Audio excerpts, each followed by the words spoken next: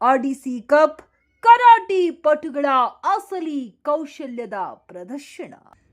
ನಮಸ್ಕಾರ martial arts ಅಭಿಮಾನಿಗಳೇ. ಪ್ರತಿ ವರ್ಷ ಗಣರಾಜ್ಯೋತ್ಸವದ ಸಂಭ್ರಮದಲ್ಲಿ ಸಮರ ಕಲೆಗಳ ಹಬ್ಬವನ್ನೇ ಸೃಷ್ಟಿಸುವ OSK ಫೆಡರೇಷನ್ ಆಫ್ ಇಂಡಿಯಾದ ಆರ್ಡಿಸಿ ಕಪ್ ಬಗ್ಗೆ ನಿಮಗೆ ಗೊತ್ತೇ ಇರುತ್ತೆ. ಈ ಬಾರಿಯ ಪಂದ್ಯಾವಳಿ ಹೇಗಿತ್ತು, ಯಾರೆಲ್ಲ ಮಿಂಚಿದ್ರು, ಇಲ್ಲಿದೆ ಕಂಪ್ಲೀಟ್ ರಿವ್ಯೂ. ರ್ಯೂ ಕರಾಟೆ ಡೋ ಭಾರತದಲ್ಲಿ ಈ ಕಲೆಗೆ ಒಂದು ಭದ್ರ ಬುನಾದಿ ಹಾಕಿಕೊಟ್ಟಿದ್ದೇ ಈ ಫೆಡರೇಷನ್.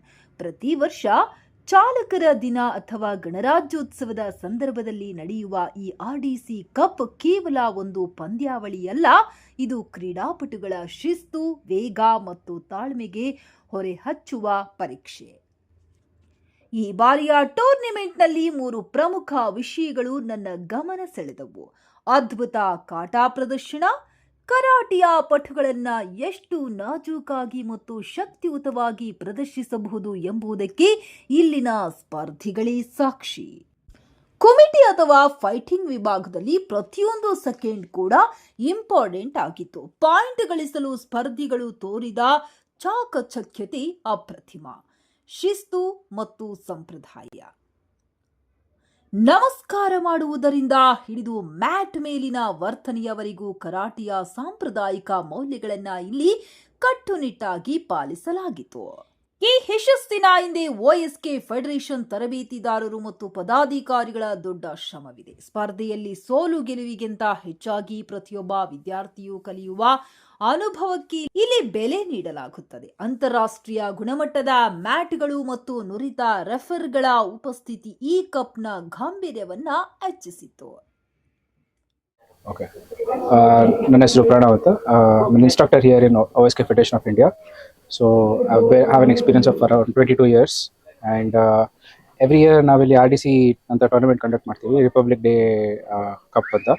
ಸೊ ಇಲ್ಲಿ ನಾವು ನಮ್ಮ ಥ್ರೂಔಟ್ ಇಂಡಿಯಾ ನಮ್ಮದು ಪಾರ್ಟಿಸಿಪೆಂಟ್ಸ್ ಬರ್ತಾರೆ, ನಮ್ಮ ಎಲ್ಲ ಸ್ಟೈಲ್ಸಿಂದನೂ ಬರ್ತಾರೆ, ಕಂಪೀಟ್ ಮಾಡಿಬಿಟ್ಟು ಇದರಲ್ಲಿ ನಮ್ಮಲ್ಲಿ ಬೆಸ್ಟ್ ಸ್ಟೂಡೆಂಟ್ಸ್ ಇರೋನ ನಾವು ಸೆಲೆಕ್ಟ್ ಮಾಡಿಬಿಟ್ಟು every once in 2 years junior world tournament ಅಂತ ಜಪಾನಲ್ಲಿ ಕಂಡಕ್ಟ್ ಮಾಡ್ತಾರೆ.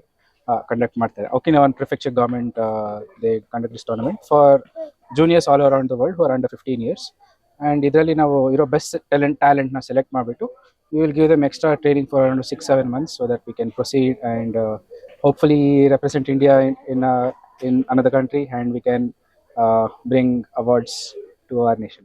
ನನ್ನ ಹೆಸರು ಲಾಯ್ಡ್ ಅಂತೇಳಿ. ನಾನು OSK ಫೆಡರೇಷನ್ ಆಫ್ ಇಂಡಿಯಾದಲ್ಲಿ ಒಂದು ಇನ್ಸ್ಟ್ರಕ್ಟರ್ ಆಗಿ ಕೆಲಸ ಮಾಡ್ತಿದ್ದೀನಿ. ಸೊ ನಮ್ಮದು RDC ಇಲ್ಲಿ ಟೂರ್ನಮೆಂಟ್ ಎವ್ರಿ ಇಯರ್ ಕಂಡಕ್ಟ್ ಮಾಡಿ ಆದಮೇಲೆ V select the best students, ಯಾರಿಗೆ ಪೊಟೆನ್ಷಿಯಲ್ ಇದೆ, ಯಾರಿಗೆ ವರ್ಲ್ಡ್ ಲೆವೆಲಲ್ಲಿ ಕಾಂಪೀಟ್ ಮಾಡಲಿಕ್ಕೆ ಪೊಟೆನ್ಷಿಯಲ್ ಇದೆ, ಅವರನ್ನು ನಾವು ಒಕಿನಾವಾಗೆ ವರ್ಲ್ಡ್ ಟೂರ್ನಮೆಂಟ್ ಕರ್ಕೊಂಡು ಹೋಗ್ತೀವಿ. So that tournament is much difficult than what we have in India. So world's best performers ಅಲ್ಲಿ ಬರ್ತಾರೆ. ಅದಕ್ಕೋಸ್ಕರ ನಾವು 6 to 7 months rigorous daily training ಕೊಟ್ಟು ಪರ್ ಡೇ ಅವರು 2 to 3 hours ಟ್ರೈನಿಂಗ್ ಮಾಡಿ, so they compete and they get an opportunity to compete against the best in the world. So previous tournament alli nam students around 36 students participate madidru. Adralli like OSK Federation of India is one of the only teams in the world which gave very tough competition to Japanese participants. So even we are anticipating to have similar competition, maybe win 1 or 2 medals this year in the world tournament. Thank you so much.